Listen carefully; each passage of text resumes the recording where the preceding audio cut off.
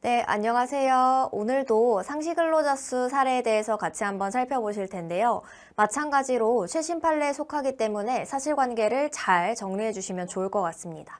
상시근로자 수 분쟁에서 문제가 되는 상황을 한번 떠올려 보실까요? 쟁점은 당연히 근로자 측에서는 뭐라고 주장합니까? 여기 상시 5인 이상 사업장이야. 회사 측에서는요, 여기 상시 5인 미만 사업장이야 라고 주장을 하게 될 겁니다. 그러면 상시 5인 이상인지 미만인지에 따라서 소송까지 갈 만한 실익은 우리 앞에서 본 판례에서는 무엇이었나요? 가산수당, 연차수당 청구하는 거였고요. 지금 여기서는 부당해고 구제 신청을 하는 겁니다. 왜냐면 5인 미만 사업장은 부당해고 구제 신청을 할 수는 없죠. 그래서 근로자는 여기는 5인 이상 사업장입니다 라는 것을 전제로 진호위, 중노위에 여기 부당해고 구제 신청을 하게 되는 거죠. 그랬을 때 만약 아까처럼 뭐 이렇게 교대제로 또는 요일마다 순환해서 근무하는 형태여서 휴일에 근로하지 않은 자를 포함할지 아닌지 이게 문제가 됐다면 또 소개드리진 않았겠죠. 상시 5인 이상 사업장인지가 쟁점인 건 맞지만 세부 구체적인 문제점이 좀 달라집니다. 뭐라고 하냐면요. 근로자가 외국에서 근무하는 근로자까지 합치면 5인 이상입니다 라고 하는 거예요. 회사는 뭐라 그래요? 외국에서 근로하는 자는 빼야지. 한국에 있는 사람만 산정을 해야지. 한국에 있는 사람만 산정을 하면 5인 미만이야 라고 하는 겁니다. 왜 이런 일이 발생했냐면요. 본사가 미국에 있습니다. 그리고 근로자는요. 국내의 유일한 근로자였던 거예요. 그러니까 본사에서 근로자에게 근로계약 기간 만료 통지를 했을 때 이걸 가지고 노동위원회에 부당해고 구제 신청을 하러 가는데요. 국내 근로자가 한 명이니까 어때요? 외관상 봤을 때는 5인 미만처럼 보이지만 지금 외국에 본사가 있고 그 외국에서 일하는 자까지 합치면 5명이 넘기 때문에 5인 이상 사업장입니다 라고 주장하는 게 근로자 주장이 되는 거예요. 근데 중노위까지 어떻게 판정이 이루어졌냐면요. 여기는 근로기준법이 적용되지 않는 5인 미만 사업장이기 때문에 부당해고 구제 신청할 수 없다라고 각하했었습니다. 그래서 그걸 가지고 근로자가 이제 소송을 가게 된 거죠. 그럼 어떻게 판단됐는지랑 쟁점을 한번 살펴보실 텐데요.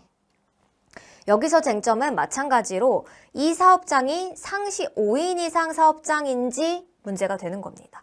여러분, 우리가 상시 근로자 수 사례는 5분 판례로 한 3개 정도 소개를 해드릴 텐데요. 전부 문제의 큰 틀의 쟁점은 5인 이상 사업장인지가 쟁점입니다. 근데 구체적인 쟁점이 달라지기 때문에 거기까지 꼭 짚으셔야 돼요. 여기서는 뭐가 문제돼요? 국제근로관계. 그러니까 해외 법인을 두고 한국에서 이렇게 운영하는 국제근로관계에서 5인 이상 사업장인지를 어떤 기준으로 판단해야 되냐.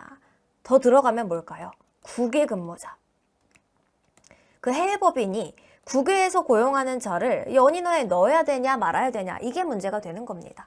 여기에 대해서 우리 판례는 뭐라고 하냐면요.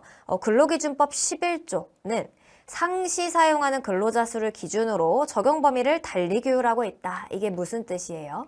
5인 이상인지 아닌지를 따라서 근로기준법이 전면 적용되는지 아니면은 뭐 생리휴가, 연차수당, 부당해고 구제 신청 이런 것들은 적용이 안 되는지가 달라진다라는 겁니다. 그랬을 때 이 국제근로관계라는 게 함축적인 표현인데요. 판례에서 풀어서 표현을 해줍니다. 외국 기업이 국내에서 사업활동을 영위하면서 근로자를 사용하는 게 뭐라고요? 국제근로관계. 거기서는 원칙적으로 뭐다? 국내에서 사용하는 근로자 수만 넣어서 5인 이상 미만인지를 판단해야 되지 외국에 있는 자까지 어떻다? 포함할 수는 없다. 다시 한번요. 국제근로관계에서는 어떻게 한다고요? 국내에서 사용하는 근로자만 산정을 해야 되는 것이지 여기 아래 보시면 외국에서 사용하는 근로자 외국에서 사용하는 근로자까지 합산해가지고 상시 5인 이상 여부를 판단하기는 어렵다라고 결론을 내줍니다. 거기에 대해서 여기 이렇게 근거를 보여주는데요. 왜 외국에 있는 자는 포함된다라고 볼 수 없었는지 한번 살펴보도록 하겠습니다. 이 11조는 근로조건을 규율, 같은 사업장이라면 같은 임금 체계, 같은 징계 기준 이런 것들이 적용이 되겠죠. 근로조건의 규율 또는 해고 정당성 판단을 위한 기초 단위가 됩니다. 그렇기 때문에 같은 사업 또는 사업장이라고 하려면 규율이 통일적으로 적용될 수 있는 동일한 경제사회 단위. 그러니까 화폐나 이런 것들도 같은 경제적, 사회적 활동을 이룬다라고 볼 수 있는 그 단위가 하나의 사업 또는 사업장이라고 볼 수 있을 텐데, 그렇다면 하나의 사업장이라면 대한민국 내에 위치한 사업장이어야 된다.